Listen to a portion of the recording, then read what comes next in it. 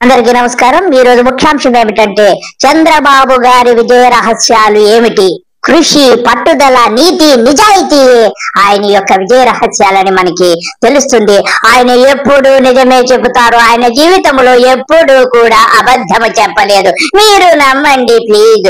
బాబు గారంటేనే నీతి, నిజాయితీ అన్నమాట. ఇకపోతే బాబు గారు 2004లో ఎలా ఓడిపోయారు, 2019లో ఎలా ఓడిపోయారో ఆయన మాటల్లోనే అడిగి తెలుసుకుందాము. బాబు గారు నీతి నిజాయితీకి బ్రాండ్ అంబాసిడర్ అని మనకందరికీ తెలుసు కదా. చెప్పండి బాబు గారు. ఓసారి ఓడిపోతున్నాం అంటే కారణం కూడా మనమే, నేనే. ఎవ్వరూ ఓడించలా. 2004, 2019. బాబు గారు మీరు ఎప్పుడు నిజమే చెబుతారు. 2004లోను 2019లోను మీరు ఈవీఎంలు మేనేజ్ చేయక ఓడిపోయారని అందరికీ తెలుసు కదా.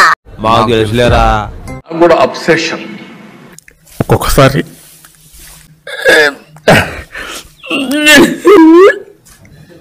ఊరుకో ఎద్దులో ఉన్న ఏడిస్తే దరిద్రంగా ఉంటది.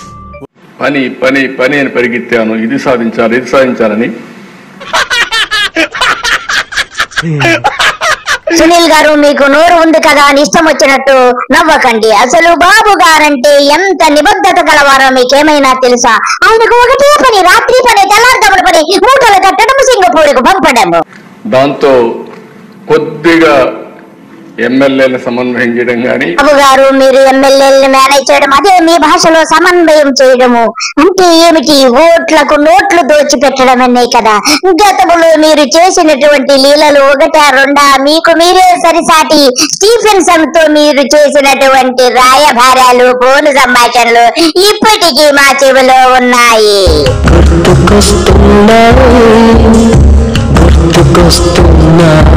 బాబు గారు నాకు కూడా గుర్తుకు వస్తుంది. మీరు అప్పుడు మన వాళ్ళు బ్రీఫ్డ్ మీ అని చక్కగా ఇంగ్లీషు తెలుగు కలిపి ఎంత చక్కగా మాట్లాడారు. ఇప్పటికీ నా చెవుల్లో మారు మ్రోగుతున్నాయి. Hello sir, good evening sir. Good evening. How are you? Fine, thank you. మన వాళ్ళు briefed me. Yes sir. I'm with you, don't bother. Right sir. For everything I'm with you. What all they spoke will all. Babu garu సమన్వయం అంటే ఇది కదా. మీరు దేనినైనా సమన్వయం చేసేసి మీ ఆధీనంలోకి తెచ్చుకోగలరు. ఎటువంటి వ్యవస్థలైనా మేనేజ్ చేసేయగలరు బాబు గారు మీరు. పార్టీని సమన్వయం చేయడం కానీ పనులు చేయడంలో కొద్దిగా మనం పరివర్తన ఎప్పుడున్నా కొన్ని లాభసాలు వెళ్తాం. ప్రజల సమస్యలు తాత్కాలికంగా ఏమున్నాయో ఆ సమస్యలన్నీ పరిష్కారం చేస్తూనే. బాబు గారు మీరు దేవుళ్ళు లాంటి మనిషి, మీరు ఏదైనా చేయగలరు బాబు గారు. నువ్వు ఇస్తావు నాకు తెలుసు, ఎందుకంటే basically your God, your very good God. దీర్ఘకాలికంగా ఏం చేయబోతున్నా వాళ్ళకి చెప్పుతూనే వాళ్ళను కూడా భాగస్వాములు చేయగలిగితే ఎప్పుడు గెలుపు ఉంటుంది. What a discipline, what a dedication.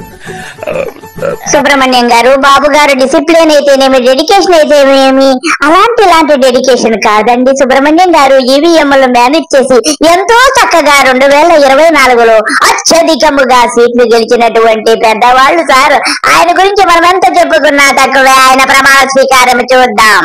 Chandrababu Naidu అనే నేను అడ్డదారులో గెలిచిన ఎమ్మెల్యేలు కాబట్టి ప్రజలకు వ్యతిరేకంగా, ప్రజానాశనం కోసం ఇప్పుడు ఏమంటున్నావు మరి?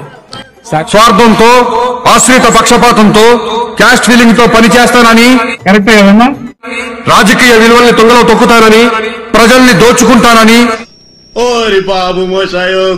తిరిగి జనాన్ని పీడించైనా సంపాదించుకుంటానని దైవ సాక్షిగా ప్రమాణం చేస్తున్నాను.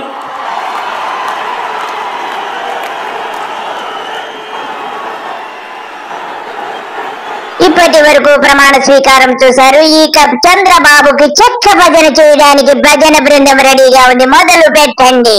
జయము జయము చంద్రన్న, జయము నీకు చంద్రన్న. ఇప్పటి వరకు చక్కటి చెక్క భజన చూశారు. చాలా సంతోషం. ఇకపోతే మన జగన్ గారు వచ్చారు. నీకు 15,000, నీకు 15,000, నీకు 15,000 అంటున్నారు. ఆ సంగతి ఏమిటో ఆయన అడిగే తెలుసుకుందాము. చెప్పండి జగన్ గారు. 15,000, నీకు 15,000, నీకు 15,000 అని చెప్పి పిల్లల్ని చూపించి నీకు 15, నీకు 15, నీకు 15, నీకు 15 సంతోషమా అని అడగడము. వాళ్ళ అమ్మని చూపించి నీకు 18,000, వాళ్ళ ఇంట్లో ఇంకా పెద్ద, వాళ్ళ ఇంట్లో ఇంకా ఎవరన్నా ఇంకా ఆడవాళ్ళు పక్కన ఉంటే నీకు 18,000.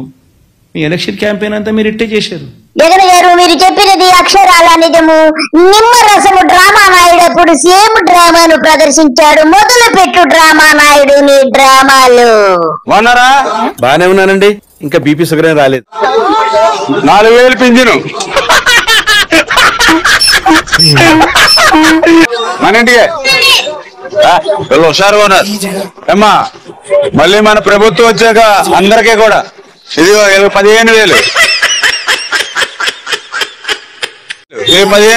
15,000, 15,000, 15,000, నీకు 15,000, నీకు 15,000, మీకు 18,000, 18,000, 18,000. మళ్ళీ చెప్తున్నాను చూడండి, రాసి పెట్టుకోండి. మళ్ళీ 15,000, 15,000, 15,000, 15,000, 15,000, 15,000, 15,000, మీకు 18,000, మీకు 18,000, మీకు 18,000, మీకు 18,000 రాసి పెట్టు.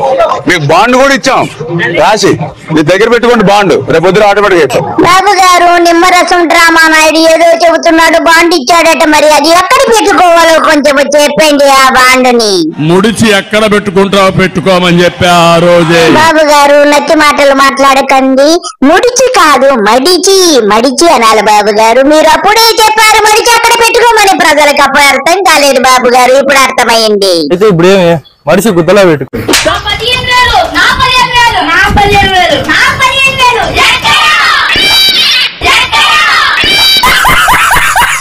కింజరాపు అచ్చెన్నాయుడనే నేను ఇప్పటి వరకు ఏమి పీకారో చెప్పండి అచ్చి గారు.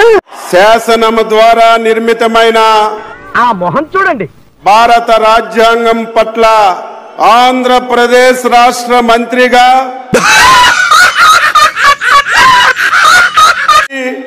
పక్షపాతం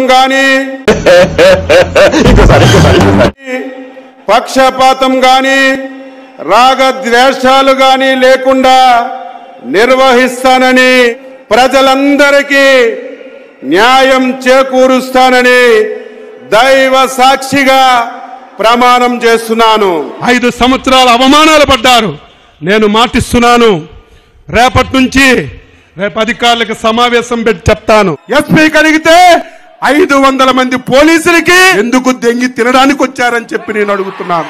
అచ్చి గారు, కడుపు కన్నం తిన్నారా, అశుద్ధం తిన్నారా, పోలీసులు అలా అనకూడదు. మరి వారికి కోపం వచ్చిందంటే లోపలేసి కుమ్మేస్తారు, జాగ్రత్త. మరి రేపటి నుంచి ప్రతి కార్యకర్త ఎస్ఐ దగ్గరికి వెళ్ళినా, ఎంఆర్ఓ దగ్గరికి వెళ్ళినా, ఎండిఓ దగ్గరికి వెళ్ళినా, ఏ ఆఫీస్కి వెళ్ళినా మీరు పసుపు బిల్ల పెట్టుకొని వెళ్ళండి. మీకు గౌరవంగా కుర్చీ వేసి టీ ఇచ్చి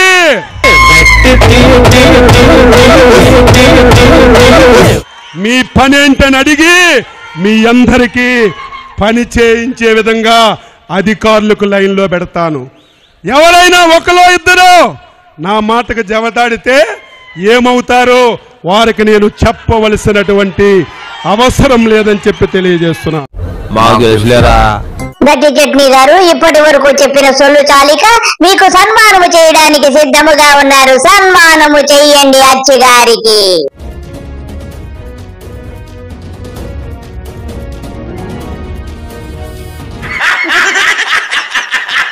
అయ్యో అచ్చి గారు, అలా పడిపోయారు ఏమిటి? రాత్రి కొట్టిన మంది ఇంకా దిగలేదా? లేపండి, కింద పడిపోయారు సారు. ప్లీజ్ లేపండి అందరూ.